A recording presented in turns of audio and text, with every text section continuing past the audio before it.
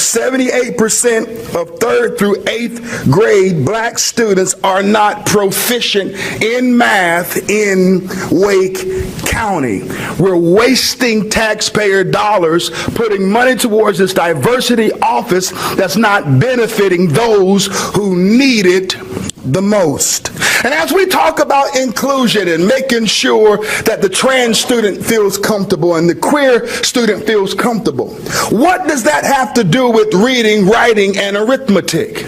As we are teaching cultural Marxism and grooming children to be the next pervert, we are damaging our kids in this public school system, and it needs to stop.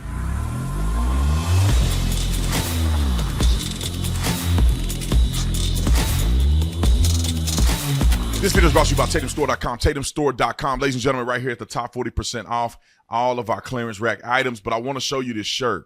Not My Kid is the shirt that I'm wearing right now. And it's the shirt that I created for parents that want to wear it and show that you're proud of protecting your kids, and not your kids are not going to be involved in this crazy stuff, this LGBTQ stuff that they're trying to thrust on our children, not our children. So you can go on right now. You can order it right now. And also, the Don shirt. I know that Donald Trump is hot right now, and a lot of people want to show their support for Donald Trump, including myself. You could go on and get the Donald Trump shirt. It's available now. All you got to do is add it to the cart and make it happen. Like and subscribe to the channel. Hit the bell so you get notifications anytime we go live, make a video. Make sure you still subscribe to this channel. Like this video, comment on this video, share this video. Let's get into this. John Amanchukwu is a passionate minister, a father, a speaker, and a leader within many circles of influence. He has been a youth and college pastor for 15 years, and he is a graduate from North Carolina State University, where he played college football just like I did.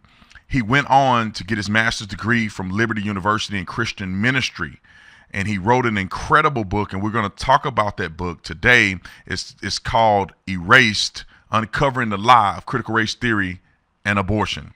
Welcome to the show, John. John, before we start, I want to make sure I said your name right. John Amanchukwu. Is that how you say it? Yes, sir. You're doing wonderful with that. I need to add to my bio that I'm also a fan of the Officer Tatum. Awesome. Well, thank you for being here. I already know this is going to be a good conversation. So I want to talk about your book, but before we get to that point, there's these concepts that you talk about in the book and that you express that I think are absolutely invaluable, and nobody's talking about them. So we need to talk about them on the Officer Tatum Show. So I want to first touch base on the role of the black minister and the white minister together eradicating the racial narrative. Well, thank you so much for that. That's in my book. I do two chapters on that, the role of the black minister and the white minister. The role of the black minister is synonymous with the white minister. We're called to preach truth. We're not called to preach black liberation theology. We're not to create a framework where we're treating our blackness as a deity. We're all made in the image of God. We are one blood. And so, therefore, we can't view the white man as the devil. There are some blacks who use black liberation theology, and they feel as if the white man is the devil. He is the oppressor. So, therefore, we need to destroy and eliminate and kill the white man. That's evil, and that's corrupt. You know, I'm against black supremacy. I'm against white supremacy, but I'm for God's supremacy. And so the black preacher is called to preach God's truth, and so is the white minister. The white minister has a role also in that it's incumbent upon him to listen and to build bridges. There may be some things that he may not understand as it relates to black culture. So therefore, you have lunch, you have dinner, you build meaningful relationships with other blacks so that you can gain an understanding of the differences in the culture. Well, I love that, man. You know, I find it very interesting that nowadays the polarization and the racism that is spewed, and, you know, it causes a negative effect. However, I really do think that the pastor, the preacher, the church has to be the one that come forth and eradicate these things by preaching the truth and the gospel of Jesus Christ, and preaching that we're all, born in the image of God, or we were created in the image of God, and therefore we should serve one another as all children of God. But there's another concept, my brother, that people are not talking about. I had a conversation with a lady the other day about Planned Parenthood, Margaret Sanger, and I think a lot of young people don't realize the foundation and origin of abortion. So can you talk to me about this? Because I know you explored it in your book, but the racial origin of the abortion movement in this country. Yes, Margaret Sanger wrote a letter to a doctor by the name of Clarence C.J. Gamble. And in this letter, she says that she wants to exterminate the Negro population, and that the black minister is the man who can straighten out that idea if it ever occurs to any of their more rebellious members. We also see that in New York, they had a prestigious clinic named after Margaret Sanger. They changed the name of that clinic in 2020 after the death of George Floyd, but it was really virtue signaling. They took her name off, but her mission still marches on. Planned Parenthood clinics, 78% to 80% of them are in economically disadvantaged communities, in particular areas where there's a high concentration of black and brown people. She wanted to destroy the black community. Many blacks don't know that.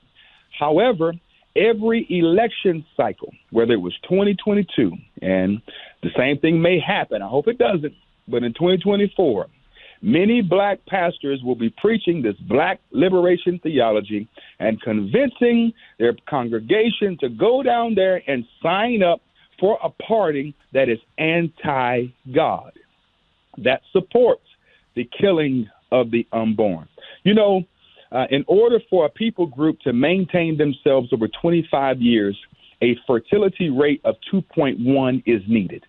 In 1950, the total black fertility rate was 3.6 amongst blacks.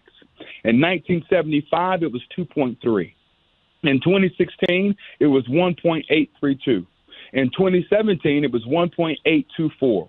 In 2018, it was 1.792. And in 2019, it was 1.774. In other words, the black community is shrinking. There's a term called death rattle. Death rattle sets in 23 hours before a person is getting ready to die.